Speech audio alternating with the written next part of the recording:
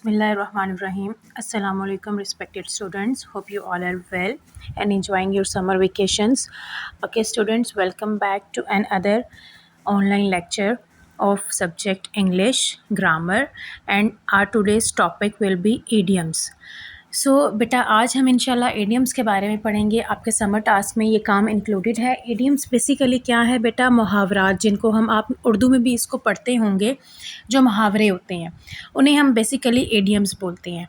तो इंग्लिश में भी बड़े मज़े के ये मुहावरात होती हैं, एडियम्स होती हैं, जिन्हें हम यूज़ करते हैं और जो हमारी लैंग्वेज को मज़ीद, हमारी राइटिंग को जो है वो खूबसूरत बना देती हैं, उसको मज़ीद क्लियर बना देती हैं और चीज़ों को अंडरस्टैंड करती हैं।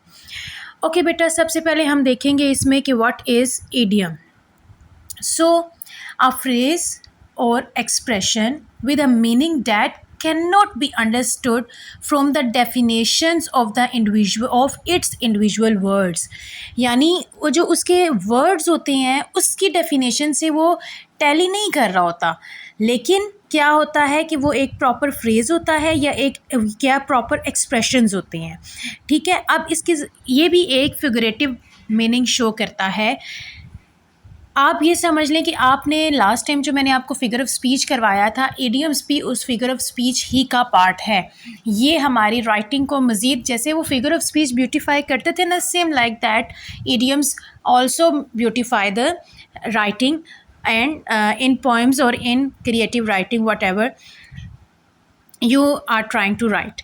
नेक्स्ट, अब इसके ज़रा एग्जाम्पल पे फोकस करें, नेक्स्ट आपको क्लियर हो जाएगा। Raining cats and dogs. अब अगर अब इसके मीनिंग्स पे हम जाएं तो क्या इसका मीनिंग बन रहा है? रेनिंग बारिश, कैट्स एंड डॉग, यानी कुत्ते और बिल्लियों की बारिश हो रही है, मतलब यही सेंस बनती है ना।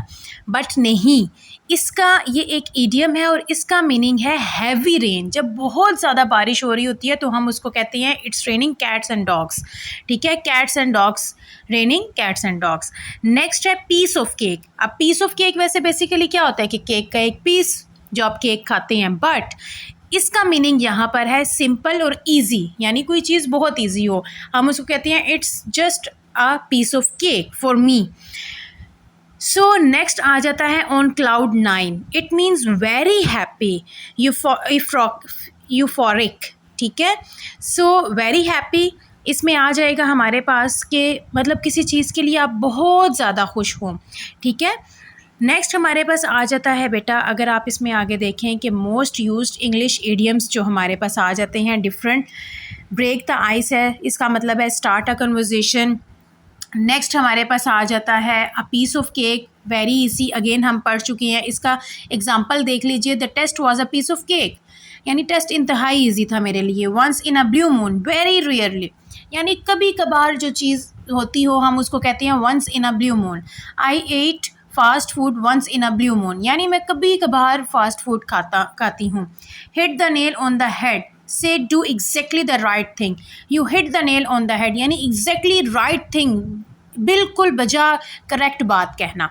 ठीक है, under the weather, feeling sick, बीमार फील करना, इसके लिए हम यूज़ करेंगे under the weather. Cost an arm and leg, very expensive, too much expensive कोई चीज़ हो तो that we will use idiom cost an arm and a leg. इसी तरह से डिफरेंट हमारे पास आगे भी गिवन है इडियम्स हैं जो कि बहुत इंपॉर्टेंट हैं। मैंने इसीलिए आपके लिए ऐसे सिलेक्टिव इडियम्स उठाए हैं कि जो आपके आगे समर टास्क में भी आएंगे और आपकी बुक में भी इंक्लूडेड हैं। सो आपने इसको बहुत अच्छे से देखना है। ये आ गया आपका समर टास्क। अगर आप समर टास्क में देखें तो अगेन आपको मैंने दी हुई है डेफिनेशन ऑफ इडियम्स, उसके बाद इसकी इंपॉर्टेंस, यूज़ ऑफ इडियम्स दिया हुआ है, एंड आगे कॉमन इडियम्स विद एग्जाम्पल। और उसके बाद जो बेटा आपके पास नेक्स्ट पेज पे आ रहा है वो अगर आप देखें बुक पेज 7, 16, 18, 43 एंड 50, इस पे आपके पास कुछ इडियम्स हैं जो उन्होंने दिए हुए हैं। मैंने उस सब को एक जगह पे कंपाइल करके आपकी आसानी के लिए लिख दिया है।